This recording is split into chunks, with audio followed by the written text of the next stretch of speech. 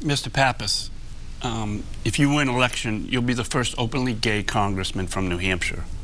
Can you describe a time when you have faced homophobia here in this state? Well, New Hampshire is a welcoming place. It is a live and let live state.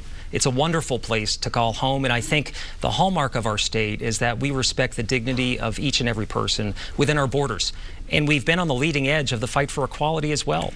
You know, we do all see it in our own daily lives, and it's much less present than it ever used to be. But I think it's important that we look for ways to make sure that everyone is respected under the law and that everyone is included in the economic and social life of this country. That's why passing the Equality Act at the federal level to make sure that individuals can't be discriminated against based on who they are or who they love in employment, in their housing, in public accommodations is a priority of mine.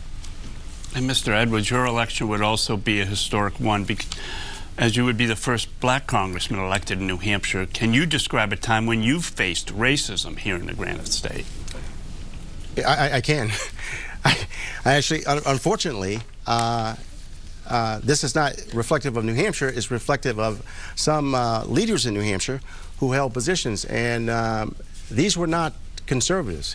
And that's one of the things that I think is such a distortion, that somehow blacks are automatically supposed to be aligned with Democrats and Democrats are fighting for minorities. The discrimination I faced in this state and what I responded to was actually done by Democrats, questioning my intelligence, questioning how I got my job, things like that. And I think I was kind of shocked because these are the folks who said, oh yeah, we fight for minorities, and they didn't.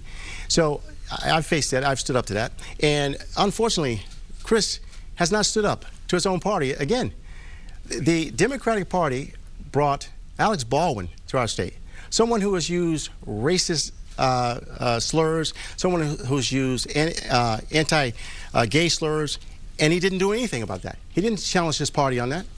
Mr. Pappas, 30 seconds. I'll stand up to anyone who has racist, anti-Semitic, homophobic, misogynistic views.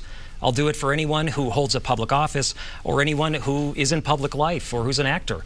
And I think it's well beyond the bounds of what's acceptable behavior for people today. So I'll call it out. I'd like my opponent to call out statements from members of his own party, including the President of the United States. When they've been made in the past, I don't think he's done that.